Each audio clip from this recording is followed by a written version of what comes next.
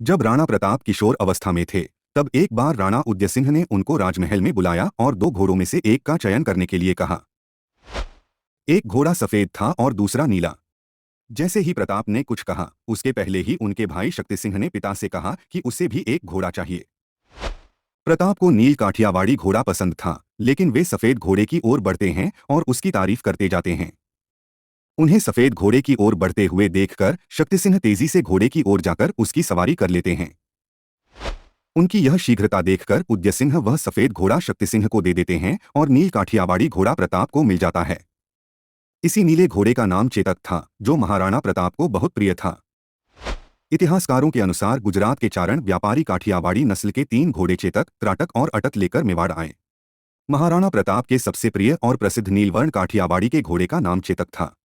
बाज नहीं, खगराज नहीं, पर आसमान में उड़ता था, इसीलिए उसका नाम पड़ा चेतक।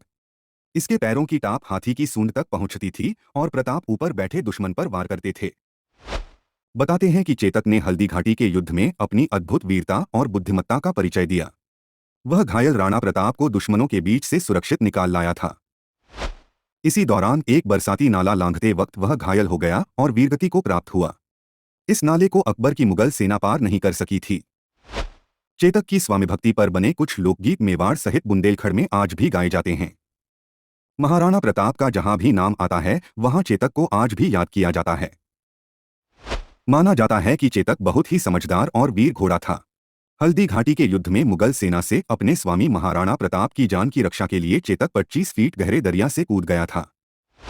हल्दी घाटी में बुरी तरह घायल होने पर महाराणा प्रताप को रणभूमि छोड़नी पड़ी थी और अंत में इसी युद्धस्थल के पास चेतक घायल होकर उसकी मृत्यु हो गई। आज भी चेतक का मंदिर वहां बना हुआ है। उस समय चेतक की अपने मालिक के प्रति वफादारी किसी दूसरे राजपूत शासक से भी ज्यादा बढ़कर थी। अपने मालिक की अंतिम सांस तक वह उन्हीं के साथ था। युद्धभूमि से भी वह अपने घायल महाराज को सुरक्षित रूप से वापस ले आया था। इस बात को देखते हुए हमें इस बात को वर्तमान में मान ही लेना चाहिए कि भले ही इंसान वफादार हो या ना हो, जानवर हमेशा वफादार ही होते हैं।